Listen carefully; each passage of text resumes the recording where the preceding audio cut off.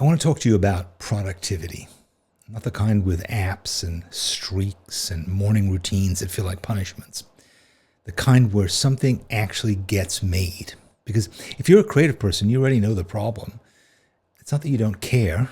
It's not that you're lazy. It's that there's a voice in your head that has opinions. And it shows up the moment that you sit down to work. And I call that voice the monkey. The monkey is very concerned with outcomes, with whether this is any good, with whether it's worth doing, with whether anyone is going to care. And it's very good at stopping things before they start. So I want to offer a different model, one that's been around a lot longer than productivity gurus.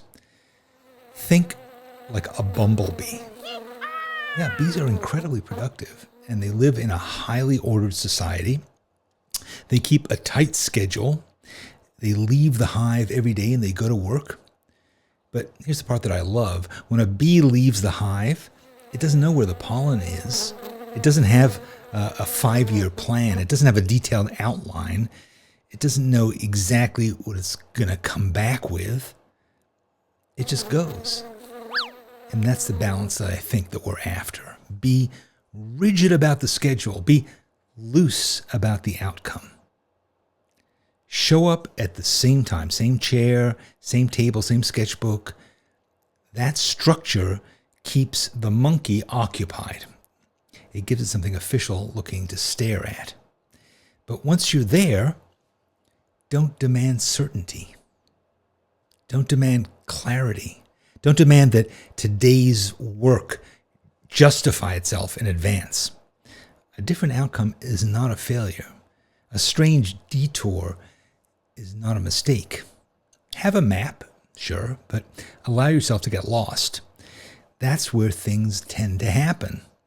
And while you're at it, make a lot of honey. More than you think you'll need. Buy reams of paper. Use up boxes of pencils.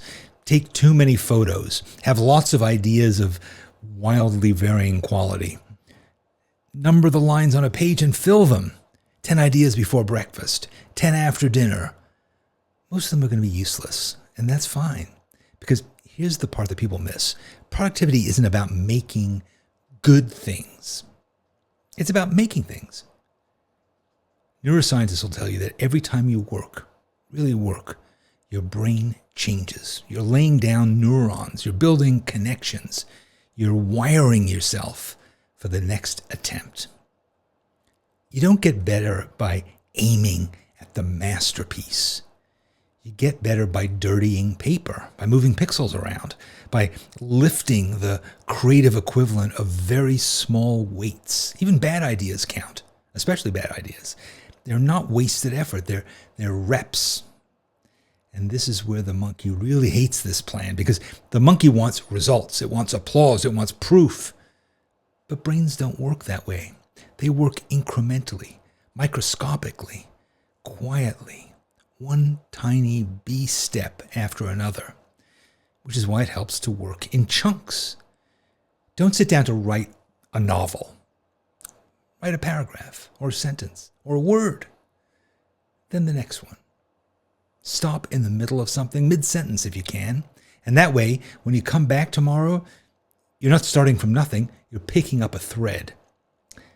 And something interesting happens when you do this long enough. You go to sleep thinking about the work. You wake up with connections that you didn't consciously make. Ideas appear like popcorn on your pillow. The monkey will still grumble. It always does.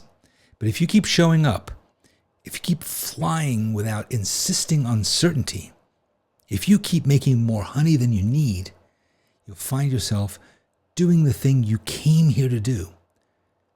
Busy, focused, a little tired, and somehow all abuzz.